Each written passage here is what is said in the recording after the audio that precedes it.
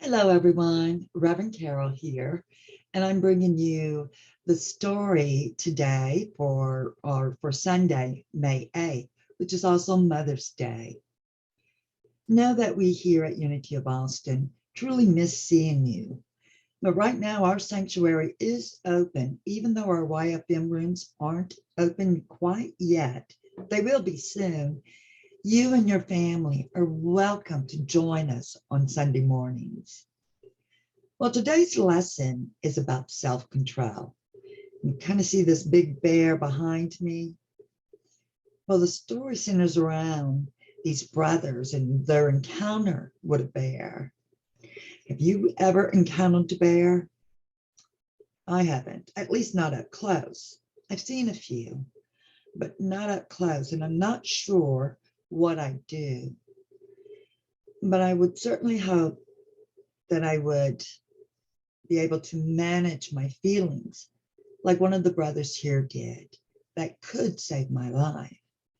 But self-control, it's not just about learning to sit still and be quiet at the appropriate times. It's about managing our feelings every day and how we're going to express them.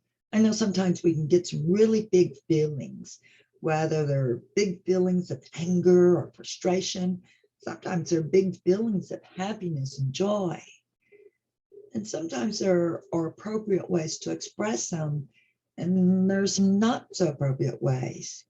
And so, how do we learn how to control those feelings? Well, we learn to put our highest self in charge. And that way, our inner joy and understanding grows. And so, how we express, or when and if we express our feelings, comes out in good ways. So, today's affirmation is I am in charge of my body and in charge of myself. Now, I'm going to say that two more times, and I hope you join me. I am in charge of my body, and I am in charge of myself. I am in charge of my body, and I am in charge of myself. Now, let's get on to our story about Tim and John. Tim and John were twin brothers, and they were a lot alike. Well, they looked alike for one thing. They talked alike, and they often dressed alike. But there were a few ways that they were also very different. Tim loved pancakes for breakfast. John loved waffles. Tim loved to read mystery novels. But John liked adventure stories. And they both enjoyed camping. But Tim liked to camp near the lake, and John liked to camp near the woods, where their parents found the perfect place to camp, near a lake and near the woods. And after a long weekend of camping fun, the boys were walking through the woods and the trail that led to their campsite. And they heard this very loud rustling in the bushes. Tim stopped and he squeaked in a very scared voice, "What is it?" And John spoke calmly, but his eyes were wide. "Sounds big." In the next moment, they heard more excuse me, rustling and a low growl. "Run!" yelled Tim as he took off down the trail at lightning speed. John was more than willing to follow Tim, but his shoelaces were loose and he tripped and fell flat on the ground after a few steps. He looked behind him to see what was coming out of the bushes, and he instantly recognized the huge feet and claws, the coarse brown fur, and the massive head and jaw of a bear. And the bear came at him fast. There was no time to get up and run. John wanted to yell for help, but something inside him told him not to do it. He remembered an adventure story he had read about a guy who survived a bear attack because he kept very still and very quiet. Bears aren't interested in things that are dead or things that appear to be dead. So John lay on the ground where he fell, and he kept perfectly still as the bear ran up to him and stopped with its huge head hanging over John's little bitty head. Tim ran until he realized John wasn't behind him anymore. When he looked back to see the bear leaning over John, he screamed and started to go back. But as he got closer, the bear looked so huge and so scary that Tim climbed up the nearest tree instead. And from his perch high on the tree, he could see the bear sniffing John. Tim yelled, "Get out of here, bear. That's my brother, not bear food." And John could feel the bear's hot breath on his neck as the bear sniffed him from head to toe. The bear made loud, snuffling noises, and the air was full of bear smell.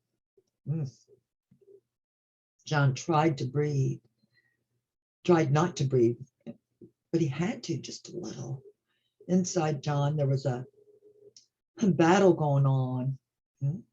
Part of him wanted to cry and call for help, but part of John could hear Tim yelling and wanted him to be quiet. There was even a little part of him that wanted to look up and see how big the bear's teeth were. But the part of John that won the battle was the part that knew it was best to be very still and hope the bear would go away. The bear reached out with its powerful paw and pushed John's leg. He felt sharp claws rip his pants. He didn't want to think about how scared he was and how sad his mom and dad would be if he died. So he focused on another thought. Now Tim's pants and my pants won't look alike anymore. He thought about kicking the bear in the nose. He thought of yelling, "Go away, bear." But John let his leg be pushed, just as if he were dead and couldn't move it himself. Tim kept calling and crying, "John, John, are you okay?"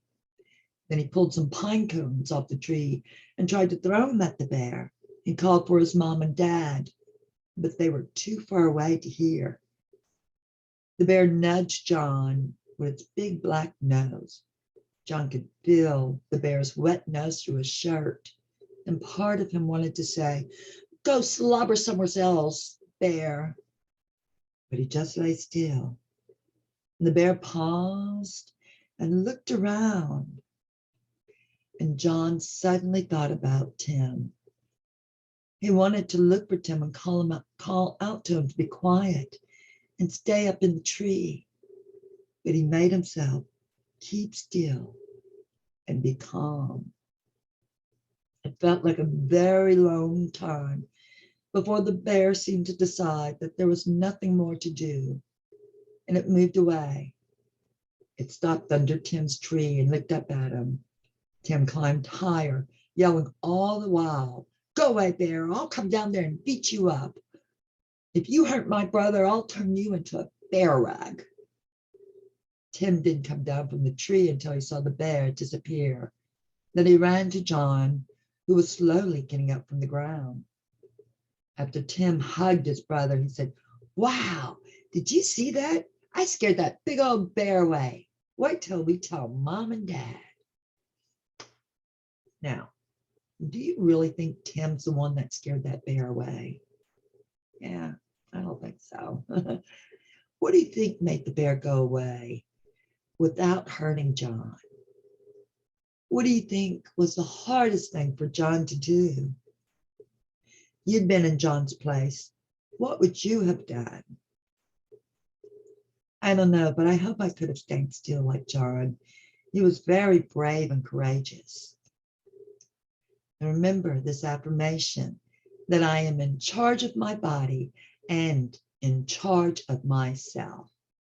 And that is very, very true. Well, I hope you enjoyed the story about Tim and John. And we hope to see you real soon back at church. Know that we love you, we appreciate you, we bless you, and we behold the Christ in you. Many blessings.